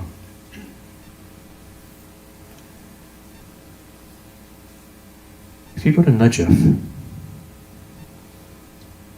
then you go to Karbala, Samarra, Kadhimiya, Baqi. When you go to all of these places, right, each one of these places has a distinct spirituality. In the words of Ayatollah Bahjat, he would say when somebody asks, he says that these are all fruits from the Baal of Fatima. Each fruit has its own ta'asir, has its own effect on you. Today you go, some brothers are going, Brothers in front of me will be going to Karbala. You'll get there on the 7th of Muharram, let's say. You'll go for Ashura, the most painful day of the entire year. When you look up, you see millions of people. Where are they going? They're going to Hussein. What do you see there? You see gold and you see silver. When you look inside, you see lighting, right? Similarly, you go to Samarra. What do you see? You see gold, dome. Why? All of these are flowers from the garden of Fatima. You go to Qadimiyah. What do you see? You see 2 more flowers which are buried there. You go from there. You go to Mashhad. Gharib Tus, Gharib al-Ghuraba. What do you see? Another flower from the garden of Fatima. You go to Baqi. The graves are demolished, but the Imams are together. You come to the grave of Rasulullah. Can I ask you a question? This garden that you talk about, where is Zahra's grave today? At least you find one person lighting a candle outside Baqi. Today, when you go to Karbala, on the day of Ashura, Shama Ghariba comes, you find that their children lighting candles on that night. They don't want Sakina to be all alone in the dark. They light candles and they go towards Furat with small candles. If you have that much care for the 4-year-old granddaughter of Zahra, let me ask you a question. Is there a light on the grave of Zahra today? Candle maybe? Does somebody visit it? 1400 years have gone. The mother of all of the Imams today is still lonely. That's called sacrifice of a mother. She sacrificed herself so that in Qadimiyah your 2 Imams have lighting, so that in Samara there's a dome for your other Imams, so that in Najaf her husband is okay, so that in Karbala her son and his companions are okay, that Sayyidah Zainab in Sham or Egypt is okay, that Sakina's grave has somewhere to go to. Every single person Zahra saved, you go to Qum, Masuma Qum's grave is there. But then you look and you ask, where's that mother of Hussein's grave?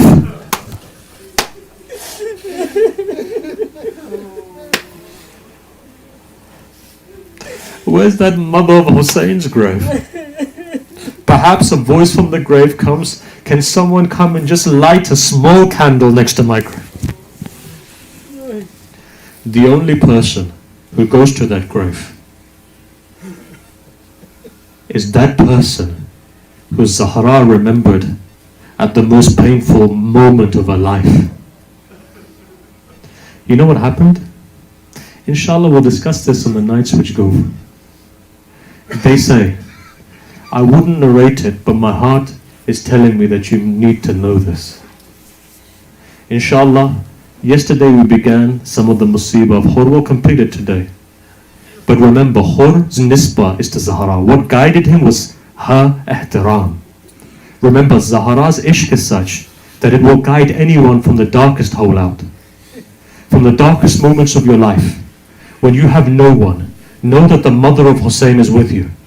She's broken-hearted, and her back is bent, and her rib is broken. If I tell you a tradition, one tradition says that her rib was broken in such a way that it was touching the back.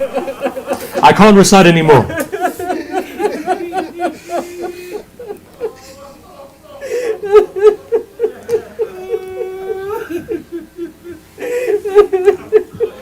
You know, when Khunfus came and he hit Zahra,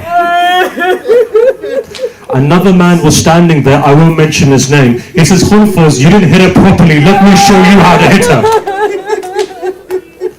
When he hit her on the arm, it says that when he hit her on the arm, I can't recite it anymore. Salam on Imam Hassan though. 8-year-old boy comes running. He says, don't touch my mother. You know who helped his mother up? Hassan. This is why he used to cry more than Hussein. Why? He saw it happening in front of him.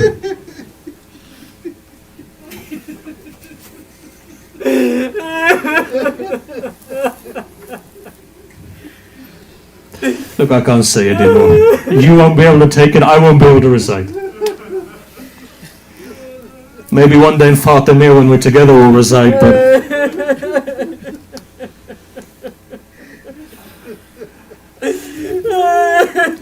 If you think Hussein's ribs were shattered, Miras came from Zahra. If you think Sakina's earrings were ripped, Miras came from Zahra. Remember when the head of Imam Hussein was there, that 4-year-old girl says something. She says, "Father, she may slap me on the face, but Father, I'm not going to cry, Father. I didn't cry. I heard my grandmother was also slapped in the face."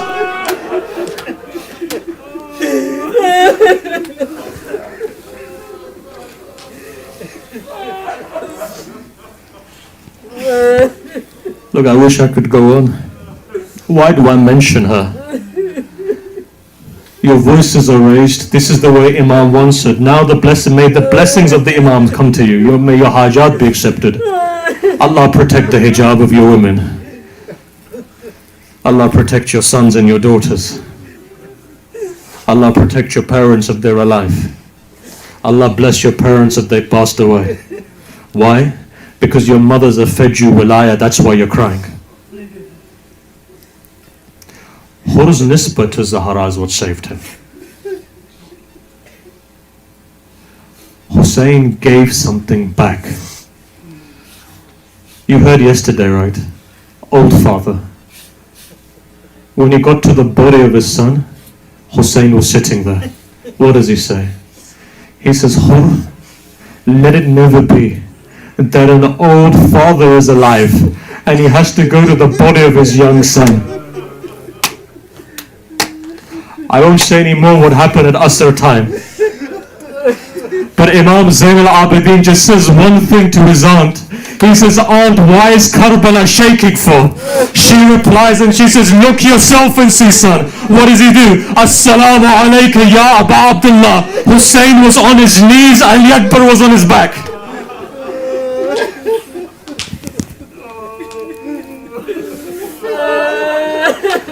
Hur now says, "Mola, I want to go into the battlefield." What do you see? You see a father whose back was broken, whose son was dead.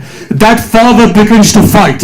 A time comes, Hur is hit on the head. Blood begins to flow. He calls for Imam Hussein. Imam Hussein comes. Imam Hussein holds no dead. What does he do? He says, "Hur, let me give you something." What does he give? He takes a handkerchief out of his pocket. He says, "This handkerchief is my mother Zahra's." He ties it on the head of Hur. Let me say one thing. Sayyid al-Shuhada, in a couple of hours, there's an arrow that's going to go into Ali Askar's neck. You're going to need this handkerchief to tie it. Why? Because from one ear to the other. Matam Hussein.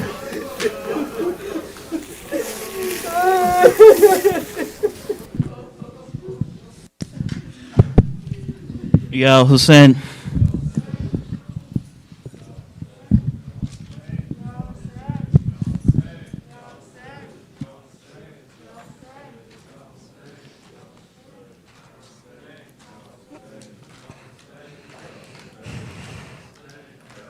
खुदा खैर करे, खुदा खैर करे, उस तरफ जुल्म पे आमादा ज़माने वाले, इस तरफ सारे मोहम्मद के घराने वाले, कौन किसका है तरफदार, खुदा खैर करे, करबला हो गई तैयार, खुदा खैर करे, करबला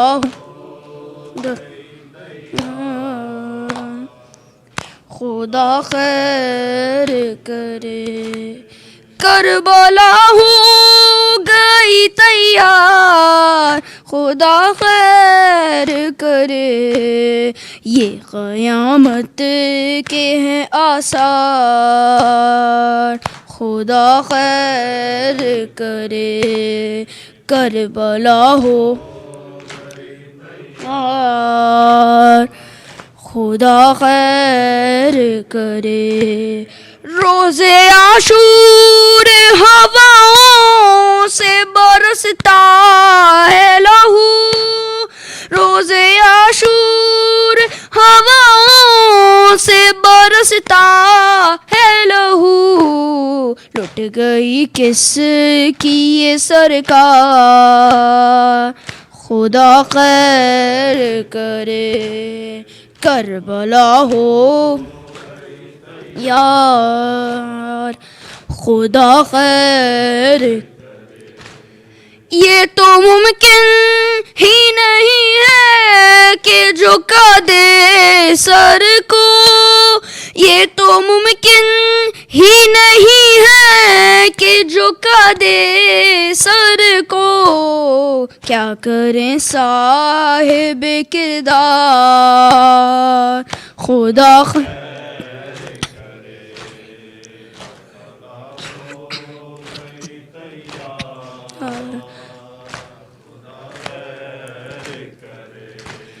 بھائی جاتے ہیں خدا حافظ و ناصر کہہ کر بھائی جاتے ہیں خدا حافظ و ناصر کہہ کر کیا کریں صاحب کردار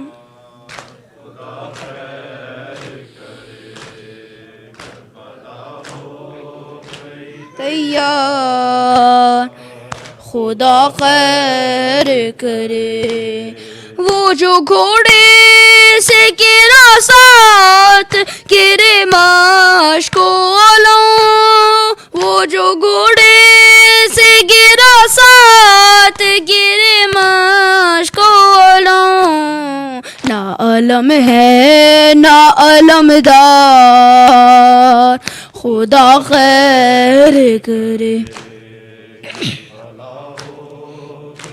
تیار خدا خیر کرے بھائی جاتے ہیں خدا حافظ و ناصر کہہ کر بھائی جاتے ہیں خدا حافظ و ناصر کہہ کر بہن کہتی ہے یہ ہر بار خدا خیر کرے کربلا ہو گئی یار خدا خیر کرے روز عاشور ہواؤں سے برستا ہے لہو روز عاشور ہواؤں سے برستا ہے لہو لٹ گئی کس کی یہ سرکار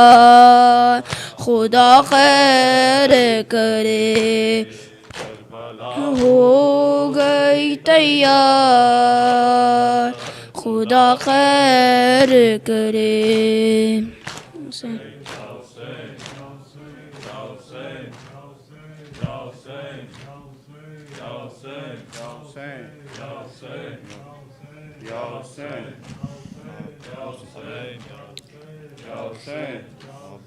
عباس سے نہ لوٹے عباس سے نہ لوٹے مکہ کی زمین بھا گئی عباس نہ لوٹے شہ آ گئے مشک آ گئے عباس نہ لوٹے شان سے مکتا کو سجا تھا علمدار جس شان سے مکتا کو کو صدا رات علمدار آرا کی نظر کھا گئی عباس لوٹے شہ آ گئے مشک آ گئے عباس نہ لوٹے خیموں میں لگی گر تو آؤ منہ کو بلانے خیموں میں لگے گر تو آؤ منہ کو بلانے رخ میں سکینہ آ گئی عباس لوٹے شہ آ گئے عشق آ گئے عباس نہ لوٹے ہوا کانوں سے لہو سوکھے ہوئے نب ہوا کانوں سے لہو سوکھے ہوئے نب دکھلا میں سکینہ آ گئی عباس لوٹے شہ آ گئے مشک آ گئے عباس نہ لوٹے جانیے کیوں روح تھر گئے کہتی تھی زینب جانیے کیوں روح تھر گئے کہتی تھی زینب رخسار سے گرے آ گئے عباس لوٹے شہ آ گئے مشک آ گئے عباس نہ لوٹے یا حسین یا حسین یا حسین یا حسین یا حسین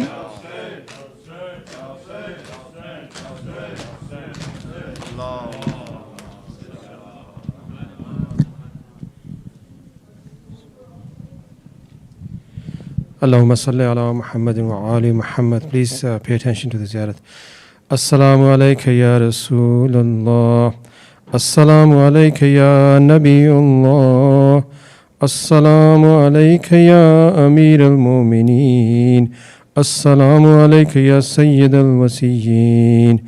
Assalamu alayki ya Fatimata az-Zahra Sayyidati Nisa'il Alameen. Assalamu alayka ya Aba Abdullah. Assalamu alayka ya Ibn Rasulullah. Assalamu alayka ya Ibn Amir al-Mu'mineen. Assalamu alayka ya Ibn Fatimata az-Zahra Sayyidati Nisa'il Alameen.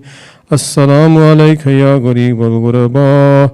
Assalamu alayka ya Mu'in ad-Du'afa'i wal-Fuqara. السلطان ابو الحسن علی ابن موسى الرضا راضي بالقدر والقضاء. السلام عليك يا مغيث الشيعة والزوار في يوم الجزاء. السلام عليك يا صاحب العصر والزمان. الأمان الأمان الأمان من فتنة آخر الزمان. السلام عليك يا إمام الإنس والجان. عجل الله تعالى فرجك وسهل الله تعالى مخرجك وجعلنا من أعوانك وأنصارك ورحمة الله وبركاته. صلوات.